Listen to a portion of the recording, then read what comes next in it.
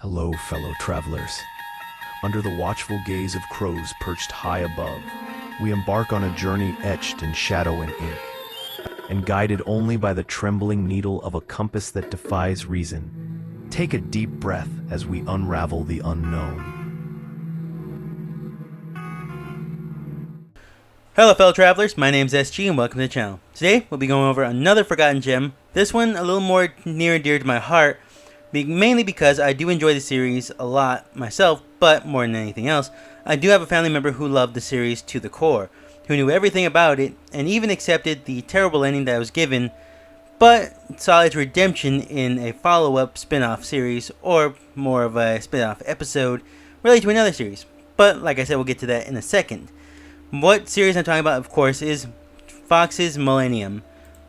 Millennium had such an interesting story, cast, and characters, and such a good hook to it, that it's surprising it didn't get as much attention as it did over the years. In fact, I do rarely see it pop up here and there, time and again. Even some scenes you would think become memes, or even just be remembered, don't seem to last that long.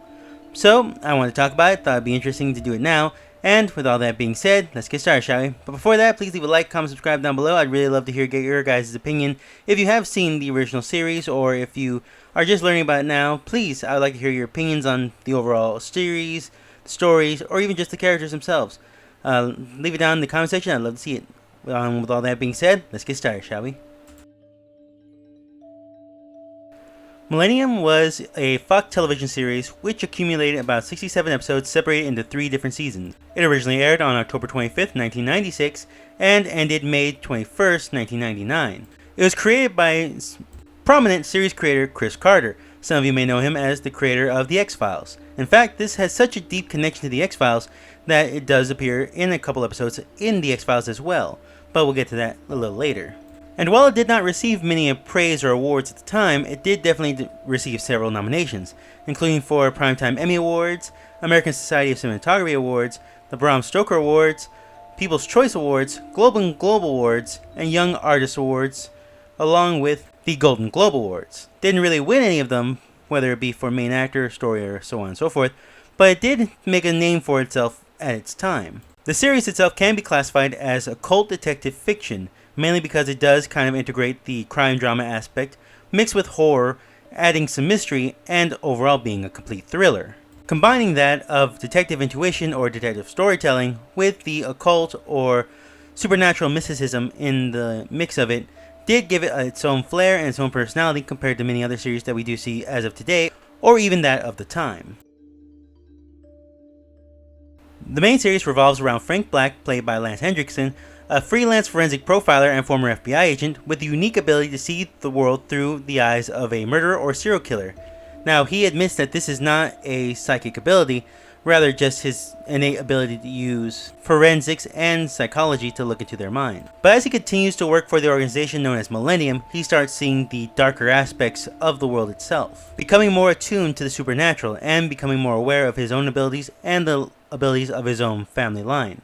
With the first season being mainly grounded of him just trying to find serial killers along with murderers along the way, the second season is where we really crank up the idea of the supernatural, introducing demons, introducing angels, and introducing various other creatures of that nature. And with the more knowledge of the other side he becomes, the more he's aware of the true intent of the Millennium organization, and what it could not only mean for him and his family, but what it could mean for the entire world. Lance Hendrickson as Frank Black adds a layer to the series and really does bring it home.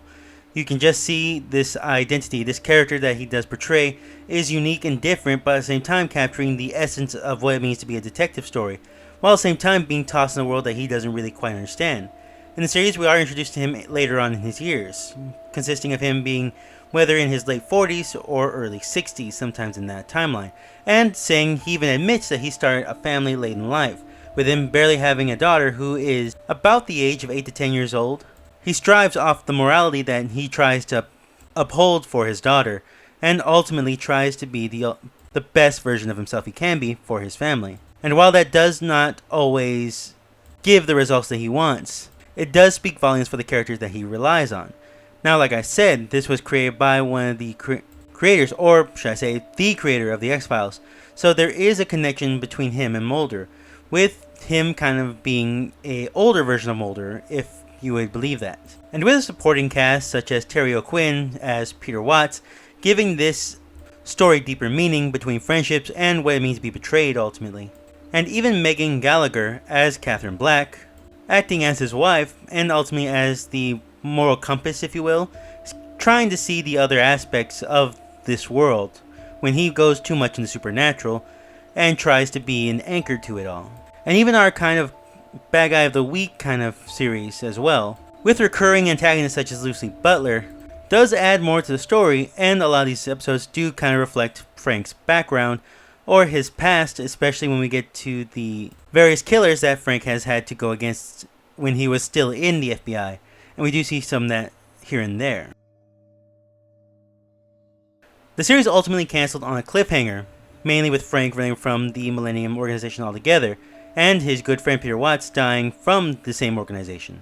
Now, there are several factors for this ultimately, such as drop in viewership, lack of interest from the studio, and even being replaced by Mad TV's reruns here and there. With even Chris Carter seeming to lose interest in the series because several other producers and writers started taking over the main series, leaving the third season feeling kind of empty and bland, with them ultimately trying to replace Frank Black, or at least that's the way they made it appear.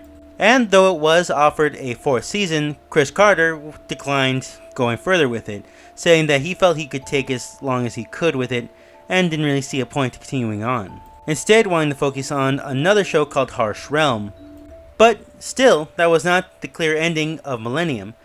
Frank Black did return in an episode of The X-Files called Millennium during their Season 7 run, though we're not given explicit facts of what happened after the series ended and what happened to the Millennium organization. Frank does said it ultimately just died out and that the organization foresaw the end of the world but didn't foresee them losing. He didn't really go into much detail after that, suggesting that maybe he had something to do with it, but at this point he just really wants to stay in the mental institution that they're keeping him in so that maybe one day he's able to see his daughter, who he ran off with at the end of the main series. And with it being cancelled, Fox didn't see much of a reason to keep it around, so it did toss it from network to network, from its main one on Fox Network to Fox Cable Network, to even just ended up on Chiller as a fill-in for the 7 o'clock runtime, then 3 a.m. runtime. And ultimately, the series was released on DVD in 2004, all the way to 2006, with a complete box set appearing almost 2 years later after that, leading into 2010. With it gaining a bit of a resurgence, but not enough to make quite as much a splash as they would have liked. The visuals in this series are very well done, and they are very reminiscent of older detective stories, but they do add a bit of a horror element, showing demons, showing creatures, showing things that you wouldn't really expect to make an appearance like this.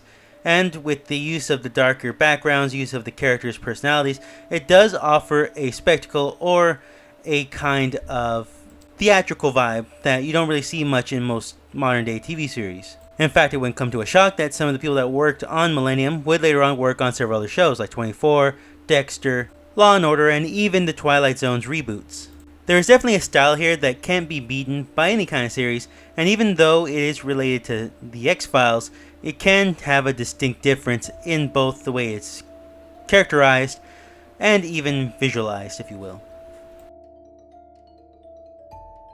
And as I said, with the box set being released, there has been talks from Lance Hendrickson along with Chris Carter whether they want to return the original series and give it a continuation. Now, I would definitely love to see this. I know family members that would love to see this. I've always said that it could be continued and given a proper ending, and I would love to see in the official way that the Millennium organization had ended. Right now we only have what Frank Black said in the X-Files episode, but at the same time, he doesn't want to reveal too much about what happened in the years that he went missing.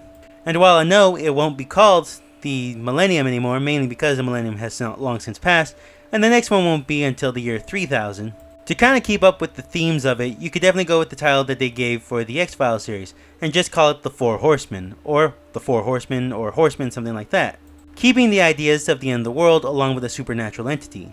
And with as much time has passed, it would definitely be interesting to see Jordan Black, aka his daughter, take on the role of main protagonist. Because as we see, we do know that she does have an ability herself, but it's more related to his mom, who is able to see angels. As for Frank Black, I do see him sticking around as kind of a wise man, if you will, Kind of like what we see in the episode where there is an old man or a member of the Millennium group staying in that cabin in the middle of the woods, trying to keep the balance and acting as a spiritual guide.